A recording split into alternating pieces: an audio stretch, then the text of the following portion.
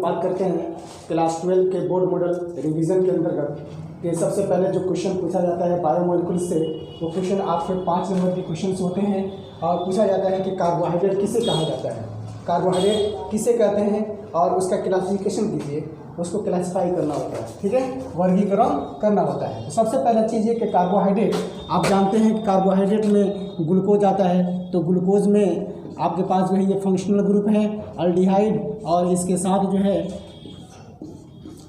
OH group यहाँ रहता है, OH ग्रुप रहेगा यहाँ पर, OH ग्रुप इस तरह से जो है OH ग्रुप यहाँ पर बना रहता है, ठीक है। अब ऐसे कंडीशंस में यहाँ पर जो हम देखते हैं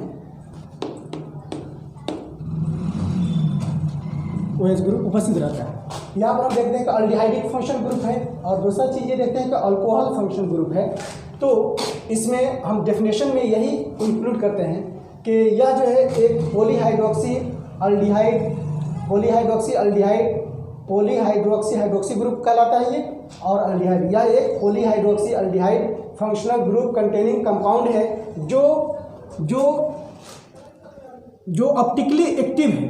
ऑप्टिकली एक्टिव एक दूसरा टर्म आ गया कि यहाँ पर देख रहे हैं कि यहाँ पर कायरल कार्बन है, यहाँ पर भी कायरल कार्बन है, यहाँ पर भी कायरल कार्बन है, ठीक है, और यहाँ पर भी कायरल कार्बन है। Chiral carbon in the sense कि वह कार्बन जो 4 भिन्न ग्रुप से घिरा हुआ हो उसे क्या कहते हैं, कायरल कार्बन कहते हैं। तो यहाँ पर कायरल कार्बन है, कायरल कार्बन है, कायरल कार्बन है, कायरल कार्बन है, इसको हम अलग से टॉपिक्स पर बताएंगे इसके बारे में। तो आप डेफिनेशन में सिंपली यही लिखेंगे कि कार्बोहाइड्रेट वह polyhydroxy aldehydic functional group containing compound है जो ऑप्टिकली एक्टिव होता है, जो ऑप्टिकली एक्टिव होता है उसे क्या कहते हैं, कार्बोहाइड्रेट कहते हैं। डेफिनेशन हो जाएगा। उसके बाद आप क्या करेंगे, इसका क्लासिफिकेशन करेंगे। क्लासिफिकेशन जो है सबसे पहले फंक्शनल ग्रुप के आधार पर करते हैं। तो फंक्शनल ग्रुप, उसमें 2 तरह के फंक्शनल ग्रुप कार्बोहाइड्रेट के अंदर होते हैं, एक जो है अल्डिहाइड फंक्शनल ग्रुप होते हैं और दूसरा कीटोन फंक्शनल ग्रुप होते हैं। अल्डिहाइड फंक्शनल ग्रुप में हम देखते हैं कि ग्लूकोज आता है, ग्लूकोज, और जो है कीटोनिक फंक्शनल ग्रुप में जो है फ्रक्टोज आता है। तो यहाँ से इसको क्लासिफाई कर देंगे। फिर उसके बाद जो है यहाँ रिएक्टिविटी है, तो रिएक्टिविटी आपको नहीं पूछा जाएगा, बस ये दिखला दीजिए, दर्शा दीजिएगा, और ये बहुत लंबा टॉपिक हो जाता है यहाँ से, इसलिए इसकी ज़रूरत यहाँ पर नहीं है। हाइड्रोलिसिस में आप जरूर दिखलाइएगा। हाइड्रोलिसिस में 2 तरह के हुए, एक शुगर और दूसरा नॉन शुगर। शुगर में जो है जो स्वीट लगते हैं, मीठा लगते हैं, और वह जो मीठा लगते हैं वो पानी में घुलनशील होते हैं। तो हाइड्रोलिसिस यानी घुलनशीलता के आधार पर आप बताएंगे sugar, non sugar.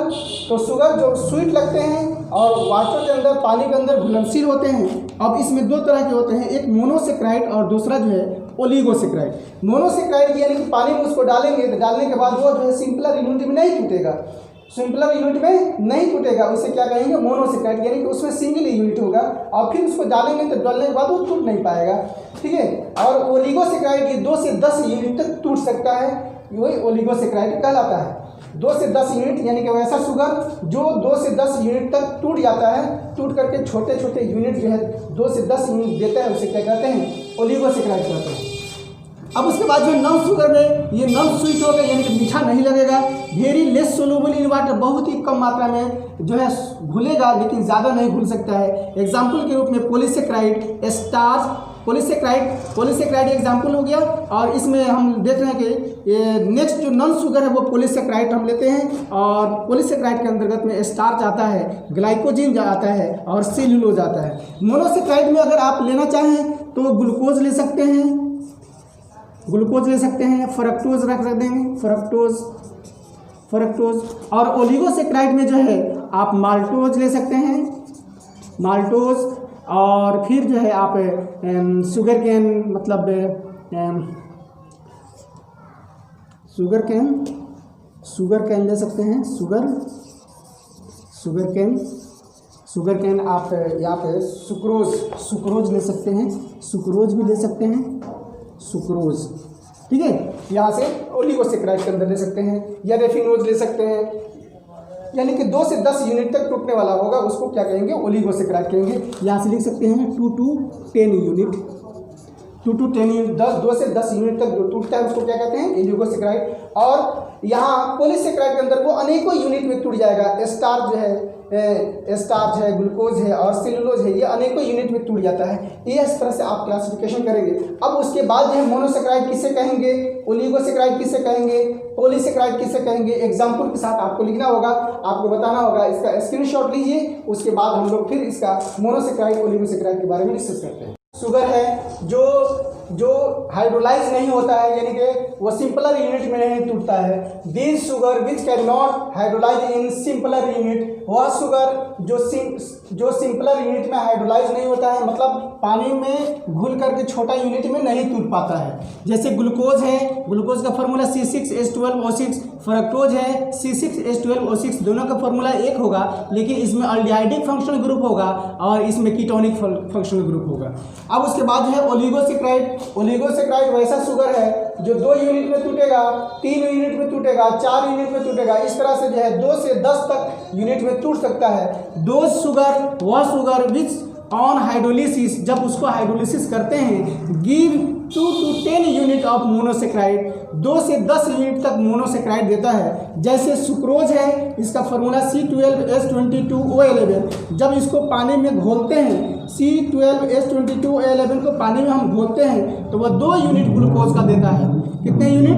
2 unit glucose का देता है। माल्टोज को पानी में घोलने के बाद 2 यूनिट ग्लूकोज देता है, ठीक है। इसी तरह से सुक्रोज है C12H22O11, सुक्रोज का भी फार्मूला, माल्टोज का भी फार्मूला एक ही होगा, ठीक है। इसको पानी में डालते हैं तो ग्लूकोज देता है C6H12O6 ग्लूकोज में, और फ्रक्टोज में 2 यूनिट में टूट जाता है। ये दोनों डिफरेंट यूनिट टूट गया।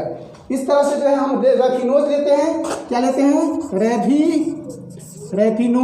रेफिनोज जो है इसको पानी में डालते हैं, डालने के बाद जो है गैलेक्टोज, ग्लूकोज और फ्रक्टोज 3 यूनिट में टूट गया है। इसलिए यहाँ पर ओलिगोसेक्राइड 2 से 10 यूनिट तक टूटता चला जाता है। जब ये 3 यूनिट में टूटा, ये 2 यूनिट में टूटा और ये भी 2 यूनिट में टूटा, 2 से 10 यूनिट तक ये दे सकता है। इस प्रकार हम ओलिगोसेक्राइड यहाँ पर क्लासिफिकेशन कर सकते हैं और इसमें देख सकते हैं।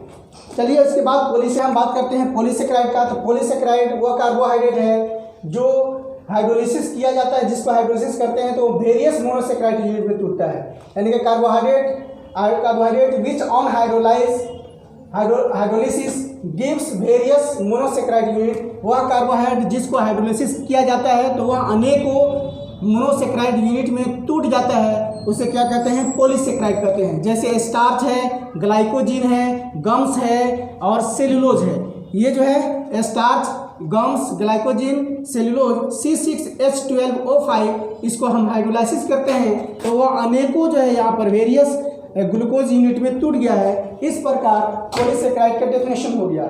यहाँ से हम लोग जो है आगे वीडियो लेक्चर में और भी कुछ जानेंगे, इसको आप तैयार कर लीजिए कि कार्बोहाइड्रेट किसे कहते हैं, कार्बोहाइड्रेट का क्लासिफिकेशन क्या होगा, ठीक है, और उसके डेफिनेशन और उसके क्लासिफिकेशन के साथ साथ जो है मोनोसेक्राइड, ओलिगोसेक्राइड और पॉलीसेक्राइड के बारे में आप लोग देख लीजिए, ठीक है।